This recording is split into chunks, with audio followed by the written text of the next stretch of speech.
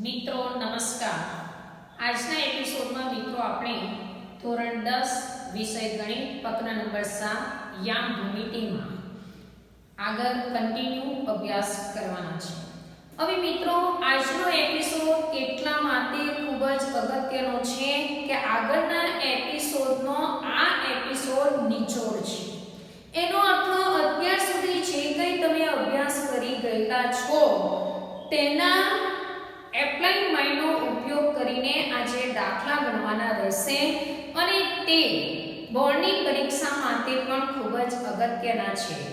અને બીજી એની અગત્યતા એ છે કે આવા દાખલા તમને જે EEની એક્ઝામમાં કે 11-12 કે ડિપ્લોમામાં તમે જશો આગળ તેને માટે પણ ખૂબ જ અગત્યના બની રહેશે। તો મિત્રો ચાલો આપણે આગળ અભ્યાસ કરીએ। હવે મિત્રો આજે એક નવાઈની વાત છે એ છે કે આજે તમારું સ્વમૂલ્યાંકન થશે કે આજે હું કોઈ પણ દાખલાની બધાની સમજ આપીશ ખરી, અધૂરા દાખલા બધા ગણીશ, બાકીના પૂરા તમારે કરવાના રહેશે। હવે આજના જે દાખલા છે તેમાં આપણે આ ચારે ચાર સૂત્રનો કઈ જગ્યાએ કેવી રીતે ઉપયોગ કરવાનો છે એની ખાસ સમજ મેળવવાની છે। એટલા માટે આજના એપિસોડનું ખૂબ જ મહત્વ છે। તો ચાલો મિત્રો આપણે દાખલાનો અભ્યાસ કરીએ કે અહીંયા જે પહેલું સૂત્ર છે અંતર સૂત્ર પરથી આપણે સ્વાધ્યાય 7.1 માં દાખલા ગણી ગયા। બીજું સૂત્ર છે અંતઃ વિભાજન સૂત્ર અને મધ્ય બિંદુના યામ પરથી આપણે સ્વાધ્યાય 7.2 માં ગણી ગયા અને આની આગળના એપિસોડમાં ત્રિકોણના ક્ષેત્રફળ પરથી દાખલા ગણી ગયા। હવે આ બધા સૂત્રોનો ઉપયોગ કરતા દાખલા હવે અહીંયા આપણે ગણવાના છે। તો અહીંયા પહેલો દાખલો છે મિત્રો કે પહેલા દાખલાની અંદર કોઈ એક ચતુષ્કોણ આપેલો છે। ચતુષ્કોણના ચારે ચાર શિરોબિંદુના યામ આપેલા છે અને આપણને કહ્યું છે ચતુષ્કોણનું ક્ષેત્રફળ શોધો। હવે ચતુષ્કોણના ક્ષેત્રફળનું સૂત્ર તો અહીંયા ચારમાંથી એક પણ નથી। આપણને માત્ર કોનું ખબર છે? ત્રિકોણનું ક્ષેત્રફળ ખબર છે। તો આ ચતુષ્કોણમાં જો હું આ એક વિકર્ણ દોરું AC, તો આ AC વિકર્ણને કારણે શું થશે મિત્રો કે ચતુષ્કોણનું બે ત્રિકોણમાં વિભાજન થઈ જાય। હવે અહીંયા તમે આ એક ત્રિકોણ ABC નું ક્ષેત્રફળ તમને શોધતા આવડે, બીજો ત્રિકોણ ADC નું ક્ષેત્રફળ શોધતા પણ તમને આવડે। તો ત્રિકોણ ABC નું ક્ષેત્રફળ શોધવા માટે આપણે A ના યામને x1 y1 કહી દો, B ના યામને x2 y2 કહી દો, C ના યામને x3 y3 કહી દો, તો આપણને શું મળશે? ત્રિકોણ ABC નું ક્ષેત્રફળ। કયું સૂત્ર વાપરીશું? ત્રિકોણના ક્ષેત્રફળનું। તો આ જે તમે ત્રિકોણ ABC નું ક્ષેત્રફળ તમે મિત્રો શોધશો તો એ આવશે 21/2 ચોરસ એકમ। ત્યાર પછી તમે ત્રિકોણ ABC નું ક્ષેત્રફળ શોધો ત્યારે તમે A ને x1 y1 જ કહેવો, B ના યામને શું કહી દો? x2 y2 કહી દો ને C ના યામને શું કહેવાના છે? x3 y3। એટલા માટે અહીંયા તમને ત્રિકોણ ABC નું ક્ષેત્રફળ મળશે અને તે કેટલું આવશે મિત્રો? 35/2 ચોરસ એકમ। અહીંયા આન્સર મેં તમને કહી દીધા છે બંને ત્રિકોણના, ગણતરી તમારે જાતે કરવાની રહેશે। હવે આપણે ચતુષ્કોણ ABCD નું ક્ષેત્રફળ શોધવું હોય તો શું કરવું પડે? તો આ બંને ત્રિકોણનો આપણે શું કરવો પડે? સરવાળો કરવો પડે। કેમ? સરવાળાના ક્ષેત્રફળની પૂર્વધારણાને આધારે કે આ ત્રિકોણનું ક્ષેત્રફળ વત્તા આ ત્રિકોણનું ક્ષેત્રફળ બરાબર કોનું મળે? ક્ષેત્રફળ ચતુષ્કોણનું। તો ચતુષ્કોણ ABD નું ક્ષેત્રફળ બરાબર શું આવશે મિત્રો? ત્રિકોણ ABC નું ક્ષેત્રફળ વત્તા ત્રિકોણ ADC નું ક્ષેત્રફળ। એડીસી નું કેટલું છે 21/2, આનું કેટલું છે 35/2. હવે આ અપૂર્ણાંકનો સરવાળો કરતા આવડશે. જો સમછેદી છે બંનેના છેદમાં 2 છે તો અંશનો ડાયરેક્ટ સરવાળો 21/35/2. 21/35 5 ને 6 એટલે 56/2 એટલે કેટલા આવશે મિત્રો 28 ચોરસ એકમ. ચલો આન્સર તમારે માત્ર શોધવાનું એબીસી નું ને એડીસી નું ક્ષેત્રફળ. ચલો અહીંયા મિત્રો આપણે ખૂબ જ એવો મજાનો દાખલો છે તેની ઉપર જઈએ કે અહીંયા શું કહેલું છે કે એક ત્રિકોણ આપેલો છે. ત્રિકોણના ત્રણે ત્રણ શિરોબિંદુના યામ આપેલા છે. શું કહ્યું? બાજુના મધ્ય બિંદુને જોડવાથી બનતા ત્રિકોણનું ક્ષેત્રફળ શોધો. કોનું ક્ષેત્રફળ શોધવાનું છે? બાજુના મધ્ય બિંદુને જોડવાથી. ત્રિકોણની કેટલી બાજુ? 3. AB, BC અને AC. ચલો AB બાજુનું મધ્ય બિંદુ ધારો કે અહીંયા હું D લઉં, BC બાજુનું મધ્ય બિંદુ E લઉં ને AC બાજુનું મધ્ય બિંદુ F લઉં. તો આપણે આ મધ્ય બિંદુને જોડવાથી એક ત્રિકોણ બને છે. બનાવી દઈએ આપણે ત્રિકોણ.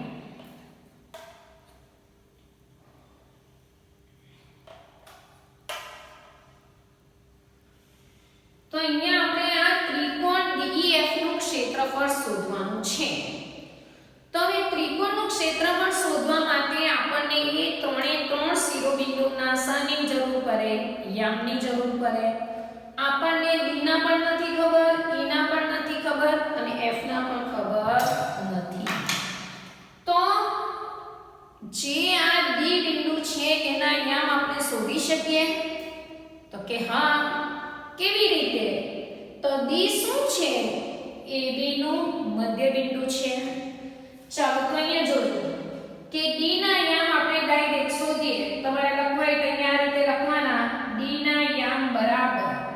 ચાલો બંનેના x યામનો સરવાળો એટલે શું થશે? 2 + 0 છેદમાં 2. બંનેના x યામનો સરવાળો ભાગ્યા 2, બંનેના y યામનો સરવાળો ભાગ્યા 2 એટલે શું થશે? 1 + -1 છેદમાં 2. જુઓ આ સૂત્ર બંનેના x યામ છેદમાં 2, બંનેના y યામ છેદમાં 2. ચાલો 2 + 0 2 ના છેદમાં 2. જો 1 પ્લસ માઈનસ થઈ જશે અહીંયા એટલે 1 માંથી 1 જાય તો 0 ના છેદમાં 2. આ 2 ને 2 ઉડી જાય એટલે 1 0 ના છેદમાં 2 એટલે 0. એટલે D ના યામ શું આવ્યા મિત્રો? 1 અને 0. ચલો એ જ પ્રમાણે E ના યામ શોધીએ. તો E ના યામ બરાબર. ચાલો જોજો BC નું મધ્ય બિંદુ છે E. ચલો બંનેનો સરવાળો શું થશે? 2 + 0 2 ને 2 ના છેદમાં 2 એટલે કેટલા આવશે? 1. ડાયરેક્ટ કરું છું. 3 ને 1 4 4 ના છેદમાં 2 એટલે 2. આવડશે ને આ રીતે ગણતરી કરીને? ચલો આગળ જોજો. આ AC 0 + 0 એટલે 0 જ આવશે. ચલો આ બેનો સરવાળો કે -1 + 3 છેદમાં 2. 3 માંથી 1 જાય 2 ના છેદમાં 2 એટલે કેટલા આવશે? 1. તો અહીંયા આપણે D, E અને F ના યામ શોધી કાઢ્યા. હવે D, E, F ના યામ શોધ્યા પછી આપણે શું કરવાનું મિત્રો? ત્રિકોણ DEF નું ક્ષેત્રફળ શોધી કાઢો. કે D ના યામને x1 y1 કહી દો, E ના યામને x2 y2 કહી દો, F ના યામને x3 y3 કહો. પછી આપણે આ સૂત્ર પરથી ત્રિકોણના ક્ષેત્રફળના સૂત્ર પરથી ત્રિકોણ DEF નું ક્ષેત્રફળ શોધો. ચાલો આ પહેલો સવાલ આપણો પૂરો. આગળ પણ કંઈક પૂછેલું છે. આ ત્રિકોણ એટલે કોણ? DEF ત્રિકોણ. અને આપેલો ત્રિકોણ એટલે કોણ? ત્રિકોણ ABC. તો આ ત્રિકોણ અને આપેલા ત્રિકોણનો ગુણોત્તર શોધો. એટલે ધારો કે DEF નું ક્ષેત્રફળ તમે શોધશો તો કેટલું આવશે મિત્રો? 1 ચોરસ એકમ આવશે. હવે અહીંયા તમારે કોનું આ ત્રિકોણનું ક્ષેત્રફળ તો શોધ્યું DEF. આપેલો ત્રિકોણ એટલે કોણ થવાનો આપણો ABC. ચાલો ત્રિકોણ ABC નું ક્ષેત્રફળ શોધવાનું. તો ત્રિકોણ ABC નું ક્ષેત્રફળ પણ ક્ષેત્રફળના સૂત્ર પરથી શોધાશે. તો A ના અહીંયા આપણે x1 y1 કેવું, B ને x2 y2 અને C ને x3 y3. આ ક્ષેત્રફળ તમારું આવશે 4. ચાલો શું કહેવું છે, આ ત્રિકોણ અને આપેલા ત્રિકોણનો ગુણોત્તર શોધો. તો આ જે નાનો ત્રિકોણ અને મોટા ત્રિકોણનો ગુણોત્તર શોધવાનો છે. આ ત્રિકોણ એટલે DEF નું ક્ષેત્રફળ, આપેલો ત્રિકોણ એટલે ABC નું ક્ષેત્રફળ. જે પહેલા આપેલો હોય તે અંશમાં મૂકવાનો, પછી આપેલો હોય તેને ક્યાં મૂકવાનો, છેદમાં. ગુણોત્તર શોધો ત્યારે. તો DEF નું ક્ષેત્રફળ છેદમાં ABC નું ક્ષેત્રફળ. DEF નું ક્ષેત્રફળ 1, ABC નું 4.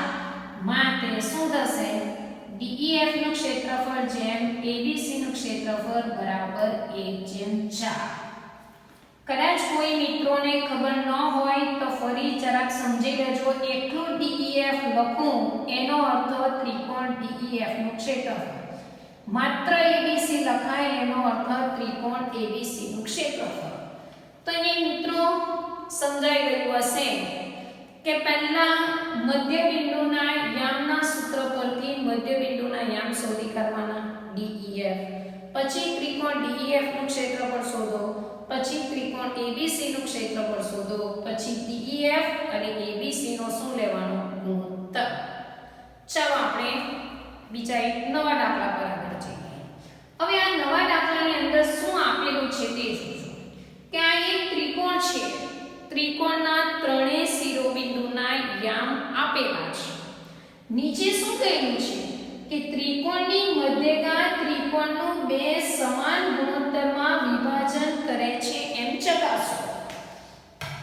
ચાલો તો પહેલું તો ત્રિકોણની મધ્યગા કોને કહેવાય, કે ત્રિકોણની મધ્યગા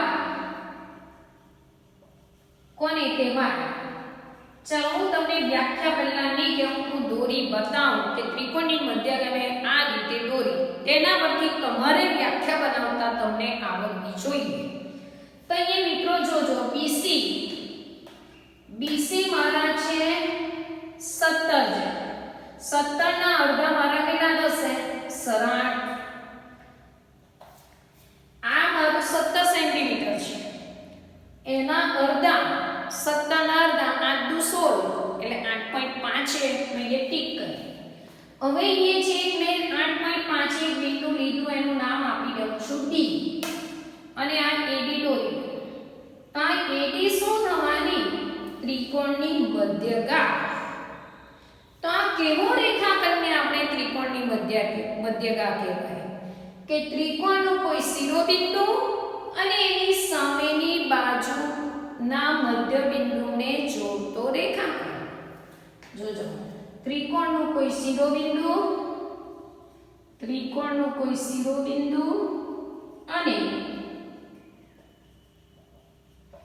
તેની સામેની બાજુના મધ્યબિંદુને જોડતો રેખાખંડ. તો હવે તો સમજાયું હશે મધ્યગા કોને કહેવાય તે. તો ત્રિકોણની મધ્યગા શું કરે છે, ત્રિકોણનું બે સમાન ગુણોત્તરમાં, ત્રિકોણનું બે સમાન ક્ષેત્રફળ વાળા અથવા સમાન ગુણોત્તરમાં વિભાજન કરે છે એમ ચકાસો. બીજી રીતે પૂછે તો ત્રિકોણ બે સમાન ક્ષેત્રફળમાં, કે આ બંને ત્રિકોણનું ક્ષેત્રફળ સમાન છે એમ આપણે શું કરવાનું છે, ચકાસવાનું છે. જો કોઈ વાર સમાન ગુણોત્તર પૂછે, કોઈ વાર સમાન ક્ષેત્રફળ પણ પૂછે. તો અહીંયા મિત્રો કે મારે કયા ત્રિકોણનું ક્ષેત્રફળ શોધવાનું, એક ABD નું શોધવાનું અને ADC નું શોધવાનું. કે ત્રિકોણ ABD નું ક્ષેત્રફળ તમે શોધશો ને બીજા કોણનું શોધશો, ત્રિકોણ ABC નું. હવે આ બંને ત્રિકોણના ક્ષેત્રફળ કેવા હોવા જોઈએ? સરખા. ચાલો ત્રિકોણનું ક્ષેત્રફળ શોધવા માટે આપણને શાની જરૂર પડે? ત્રણે ત્રણ શિરોબિંદુના યામની જરૂર પડે. A ના યામ ખબર છે, B ના યામ ખબર છે, કોના યામ નથી ખબર? D ના. ચાલો D ના યામ કેવી રીતે શોધાય? D એ શું છે? BC નું મધ્યબિંદુ. કેમ મધ્યબિંદુ બની ગયું? AD મધ્યગા છે એટલા માટે. તો D ના યામ પહેલું કામ તમારે D ના યામ શોધવા પડે. ચાલો તો D ના યામ બરાબર શું થયું? બંનેના x યામ જુઓ 3 + 5 / 2. બંનેના y યામ એટલે -2 + 2 / 2. 5 ને 3 8/2. બંને વિરોધી સંખ્યા 0/2. 8/2 એટલે 4 અને 0. ચલો D ના યામ 4 અને 0 આવ્યા. હવે આનું ક્ષેત્રફળ શોધતા આવડે. અને x1 y1 અને x2 y2 અને x3 y3 જુઓ. અને x1 y1 કહી દેવું અને x2 y2 કહી દેવું અને x3 y3. કદાચ તમે આને x2 y2 કહો તો પણ ચાલે. એવું કોઈ જરૂરી નથી કે આને જ કહેવાય x1 y1. કોઈ એકને x1 y1, કોઈ એકને x2 y2 ને કોઈ એકને x3 y3. ને સૂત્ર પરથી ક્ષેત્રફળ શોધો. એ પ્રમાણે આમ. તો અહીંયા હું તમને જવાબ કેમ કે ABD નું આવશે 3. ચાલો ADC નું પણ કેટલું આવવું જોઈએ? 3. કે સમાન ગુણોત્તરમાં જ વિભાજન કરે છે અથવા બીજું શું પૂછી શકે? સમાન ક્ષેત્રફળમાં વિભાજન કરે છે. તો આનું પણ 3 આવશે, આનું પણ 3 આવશે. એનો અર્થ આપણે શું કહી શકીએ કે ત્રિકોણની મધ્યગા એ ત્રિકોણનું 2 સમાન ગુણોત્તરમાં વિભાજન કરે છે. તો અહીંયા મિત્રો કે આપણે એક કરતા વધારે સૂત્રોનો આપણે ઉપયોગ કર્યો કે ત્રિકોણનું ક્ષેત્રફળ અને મધ્યબિંદુના યામ પરથી જ આપણે આ બધા દાખલા ગણી શક્યા. ચાલો હવે આપણે આગળ જોઈએ. હવે આપણે મિત્રો દાખલા નંબર 4 પર જઈએ કે ચોથા દાખલામાં શું આપેલું છે કે આ એક ત્રિકોણ છે. ત્રિકોણના શિરોબિંદુના યામ આપેલા છે. નીચે વાંચો કે બિંદુ P ત્રિકોણના અંતરના ભાગમાં છે એમ ચકાસો. અહીંયા મેં દોરી દીધેલું છે અંતરના ભાગમાં જ. જો મિત્રો બિંદુ P અંદરના ભાગમાં હશે તો શું થશે કે આ બિંદુ P અંદરના ભાગમાં છે તો અહીંયા આ એક ત્રિકોણ, આ બે ત્રિકોણ અને આ 3 ત્રિકોણમાં એનું શું થઈ ગયું? વિભાજન. તો અહીંયા તમારે ત્રિકોણ APB નું ક્ષેત્રફળ શોધો. ત્રિકોણ BPC નું ક્ષેત્રફળ શોધો. ત્રિકોણ APC નું ક્ષેત્રફળ શોધો. જો આ ત્રણે ત્રણ ક્ષેત્રફળનો સરવાળો ત્રિકોણ ABC જેટલો આવે તો બિંદુ P અંદરના ભાગમાં છે એમ કહી શકાય. શાના કારણે? ક્ષેત્રફળની પૂર્વધારણાને આધારે. જો બિંદુ P અંદર હશે તો જ એ ત્રિકોણનું 3 ભાગમાં વિભાજન થશે. તો અહીંયા તમારે શું આવવું જોઈએ કે આ ત્રણે ત્રણનો સરવાળો કે ત્રિકોણ APB નું ક્ષેત્રફળ વત્તા ત્રિકોણ BPC નું ક્ષેત્રફળ વત્તા ત્રિકોણ APC નું ક્ષેત્રફળ બરાબર ત્રિકોણ ABC નું ક્ષેત્રફળ આવવું જોઈએ. એટલે અહીંયા મિત્રો 4 ક્ષેત્રફળ શોધવા પડશે. APB, BPC, APC અને ABC. આ ત્રણનો સરવાળો આ ચોથા બરાબર આવવો જોઈએ. હવે એ તમે જ્યારે શોધશો આનું પહેલા શોધો અને x1 y1 અને x2 y2 અને આને x3 y3. બીજી વાર આને x1 y1 અને x2 y2 અને x3 y3. ત્રીજી વાર આને 2 મિનિટ. તો અહીંયા 4 ક્ષેત્રફળ તમે શોધશો. આનું આવવાનું છે 5, આનું પણ આવશે 5, આનું પણ આવશે 5 અને ABC નું આવશે 15. તો હવે જુઓ આ ત્રણે ત્રણનો સરવાળો એ ચોથા બરાબર થઈ ગયો. ક્ષેત્રફળ શોધવાનું કામ તમારે કરવાનું છે. કેટલું આવશે ને તમને કહી દીધું. આનું 5 ચોરસ એકમ આવવાનું છે, આનું પણ 5 ચોરસ એકમ આવશે ને એબીસી નું કેટલું આવશે 15. એટલા માટે આપણે કહી શકીએ કે જ્યારે તમે આ કરો ત્યારે આ રીતે લખવાનું કે ત્રિકોણ આ ત્રણે ત્રણનો સરવાળો આવી રીતે લખવાનો કે 5 + 5 + 5 બરાબર 15 બરાબર ત્રિકોણ એબીસી નું ક્ષેત્રફળ. માટે બિંદુ P ત્રિકોણના અંદરના ભાગમાં છે. હવે મિત્રો આ જે પાંચમો દાખલો છે ન સમજાય તો પરફેક્ટ એને બે વાર જોજો. ખૂબ જ અગત્યનો દાખલો છે. શું છે તે જોજો કે અહીંયા એક ત્રિકોણ દોરેલો છે. ત્રિકોણના શિરોબિંદુના યામ આપેલા છે. આગળ જોજો બિંદુ A માંથી BC પર દોરેલી મધ્યગા AB છે. અહીંયા ધ્યાન આપજો. બિંદુ A માંથી દોરી છે. શાના પર દોરી છે? BC પર. ચાલો શું દોરી છે? મધ્યગા. તો અહીંયા A માંથી BC પર મધ્યગા દોરી છે. હવે મધ્યગા આવે એટલે આપણું માઇન્ડ ક્યાં ચાલવું જોઈએ મિત્રો? કે મધ્યગા આવે એનો અર્થ D બિંદુ એ BC નું મધ્ય બિંદુ થાય. મધ્યગા આવે એટલે તમારું માઇન્ડ ચાલવું જોઈએ કે D એ આ BC નું શું થશે? મધ્ય બિંદુ. ચાલો મધ્ય બિંદુ થાય એટલે D ના યામ શોધતા આવડે? તો કે હા. કેવી રીતે? બંનેના x યામનો સરવાળો જોજો અહીંયા કે બિંદુ D ના યામ બરાબર અહીં આપણે શોધીએ બંનેના x યામ કે 1 + -2 -3 + 4/2. અહીંયા જોજો પ્લસ માઈનસ માઈનસ થશે 1 - 2/2. 4 માંથી 3 જાય એટલે 1/2. અહીંયા પણ શું થશે 1 - 2 એટલે -1/2 અને 1/2 આવું છે અપૂર્ણાંક છે. ચલો D ના યામ આપણને મળ્યા. હવે આગળ વાંચો. AD પર બિંદુ P છે. અહીંયા બિંદુ P છે. આગળ જોજો બિંદુ P AD નું A તરફથી 2:1 ના ગુણોત્તરમાં વિભાજન કરે છે. બિંદુ P રેખાખંડ AD નું કયા ગુણોત્તરમાં વિભાજન કરે છે? 2:1. હવે કે મિત્રો જો તમને નહીં સમજાય તો અહીંયા તમારે આ રીતે રેખાખંડ દોરી લેજો. હું અહીંયા દોરું છું. આના યામ ઉપર લખી દઉં છું. જગ્યા ઓછી છે કે અહીંયા કેટલા આવેલા? -1/2 ને 1/2.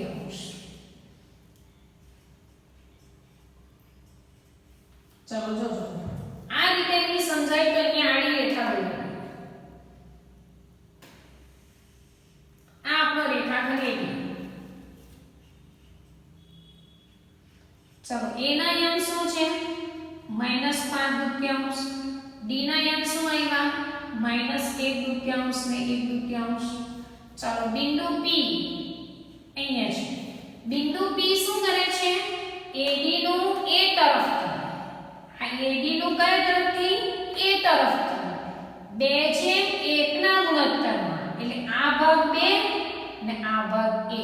અહીંયા ઉપર દર્શાવો તો આ ભાગ 2 ને આ ભાગ A. અહીંયા ખાસ કઈ તરફથી? આ તરફથી છે. D તરફથી નથી. તો કોના યામ શોધવાના છે? બિંદુ P ના. તો હવે એ બિંદુ P ના યામ શોધવા માટે કયું સૂત્ર વાપરીએ મિત્રો? કે બિંદુ P શું કરે છે? રેખાખંડ AD નું 2:1 ના ગુણોત્તરમાં વિભાજન કરે છે. તો અહીંયા આપણને કયું સૂત્ર મળે? અંતઃવિભાજનનું સૂત્ર. શું આવશે?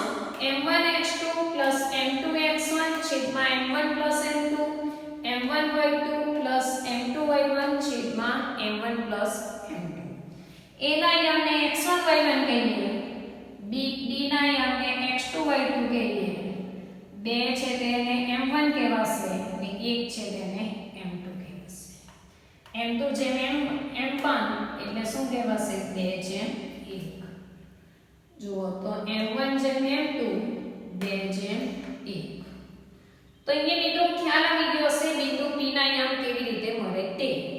ફરી એકવાર ચેક કરો શું કરવાનું મધ્યગા દોરવાની મધ્યગા દોરો એટલે d ના યામ મળે મધ્ય બિંદુના યામ પરથી પછી અહીંયા જોવાનું કે d બિંદુ શું કરે છે રેખાખંડ AD નું રેખાખંડ AD પર બિંદુ P છે બિંદુ P રેખાખંડ AD નું 2:1 ના ગુણોત્તરમાં વિભાજન કરે છે તો વિભાજન સૂત્ર પરથી તમને યામ એના મળશે ચાલો આગળ જોઈએ કે અહીં ત્રિકોણ આપ્યો છે ત્રિકોણના શિરોબિંદુના યામ આપેલા છે ચાલો ત્રિકોણનું ક્ષેત્રફળ શોધવાનું એ તો તમને હવે આવડે જ છે અને x1 y1 કહેવાના x2 y2 અને x3 y3 આગળ જોજો BC પરના વેધની લંબાઈ જોવો અહીંયા શું હતી મધ્યગા અહીંયા શું છે વેધ કે BC માંથી A માંથી BC પર વેધ દોરેલો છે તો પહેલા તો વેધ કોને કહેવાય કે ત્રિકોણનો વેધ કોને કહીશું વેધનો અર્થ અહીંયા કેટલા અંશનો ખૂણો બની જાય 90 કે ત્રિકોણના કોઈ શિરોબિંદુમાંથી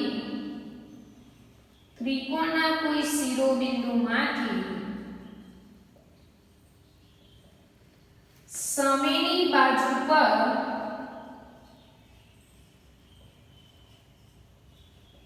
દોરેલા લંબ રેખાખંડને ત્રિકોણનો વેધ કહે છે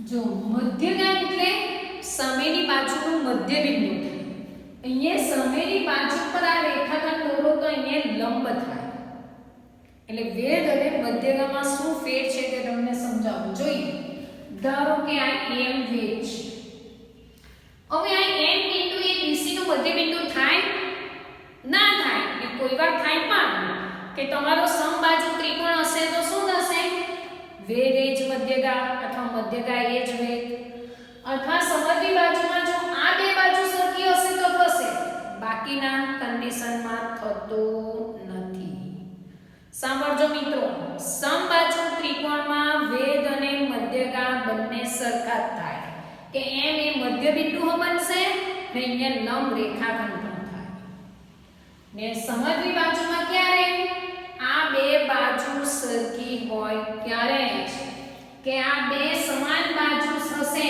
એનું સામાન્ય જે અંત્ય બિંદુમાંથી જો દોરેલી હશે મધ્યગા તો જ એ વેધ બને ચાલો તો હવે વેધની લંબાઈ શોધવાની એનો અર્થ શું થાય તમારે કે આ વેધ કેવી રીતે શોધાય મધ્ય બિંદુ હતે તો m આપણે એકદમ ઈઝી હતે તો હવે અહીંયા આપણને ત્રિકોણનું ક્ષેત્રફળનું સૂત્ર ખબર છે કે ત્રિકોણનું ક્ષેત્રફળ બરાબર શું થશે 1/2 ગુણ્યા પાયો ગુણ્યા વેધ ચાલો ત્રિકોણનું ક્ષેત્રફળ અહીંયા શોધવાના ABC ચાલો પાયો જોજો અહીંયા પાયો કોણ છે BC ને વેધ કોણ છે AM તમે અહીંયા ત્રિકોણનું ક્ષેત્રફળ અહીંયા શોધશો એટલે તમને મળશે તો ત્રિકોણનું ક્ષેત્રફળ તમે જો અહીંયા શોધશો આ ત્રિકોણનું ક્ષેત્રફળ ABC તો અહીંયા તમને મળવાનું છે 15/2 કેટલું મળશે 15/2 હવે BC કેવી રીતે શોધાય તો BC નો અર્થ B અને C વચ્ચેનું અંતર તો અહીંયા અંતર સૂત્ર પરથી તમે શું શોધી કાઢશો BC આપણે BC બરાબર કે B ના યામને x1 x2 C ના યામને x2 y2 સોરી B ના યામને x1 y1 C ના યામને x2 y2 પરથી આપણે શું શોધી કાઢીશું B અને C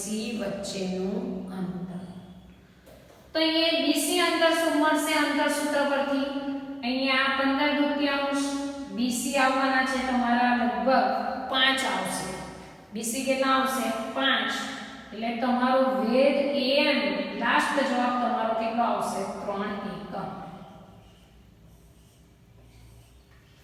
ચાલો મિત્રો ફરી જોઈએ વેધ અને મધ્યગામાં શું ફેર તે ખબર જ્યારે વેધ શોધવાનો હોય ત્યારે શું કરવાનું? ત્રિકોણનું ક્ષેત્રફળ શોધવાનું. ત્યાર પછી જે પાયો છે એ પાયાનું માપ અંતર સૂત્ર પરથી શોધવાનું અને પછી ત્રિકોણના ક્ષેત્રફળનું આ સૂત્ર વાપરવાનું. જોજો, પહેલા ત્રિકોણના ક્ષેત્રફળનું આ સૂત્ર વપરાશે, શિરોબિંદુના યામવાનું, પછી અંતર સૂત્ર ને પછી ત્રિકોણનું ક્ષેત્રફળ બરાબર 1/2 પાયો ગુણ્યા 2. અહીંયા ત્રિકોણના ક્ષેત્રફળના બે સૂત્ર વપરાયા, બંને અલગ અલગ. એટલા માટે આ બે દાખલા ખૂબ જ મહત્વના રહેશે. હજુ એક દાખલો કદાચ તમને બીજી રીતે પૂછે કે અહીંયા આવી ગયો મધ્યગામ, અહીંયા આવ્યો વેધ અને ત્રીજો આવશે દ્વિભાજક. તો અહીંયા મિત્રો જો દ્વિભાજક પૂછે તો કેવી રીતે પૂછી શકે તે બતાવો.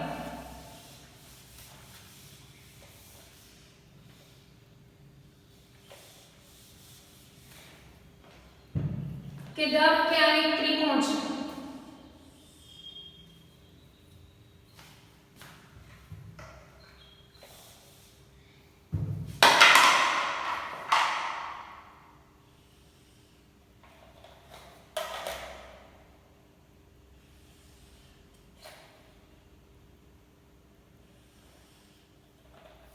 આ ત્રિકોણ ABC, ખૂણો A નો દ્વિભાજક BC ને D માં છેદે છે એવું કહેવું છે. ખૂણો A નો દ્વિભાજક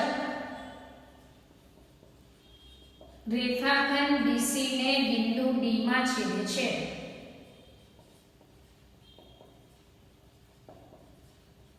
હવે અહીંયા તમને શું કરશે? A ના યામ આપેલા હશે, B ના યામ આપેલા હશે. અહીં હું x1 y1 લખું છું. આ B ના યામ આપેલા છે x2 y2, C ના યામ આપેલા છે x3 y3. હવે કે ખૂણો A નો દ્વિભાજક, જ્યારે દ્વિભાજક હશે ત્યારે શું થશે મિત્રો?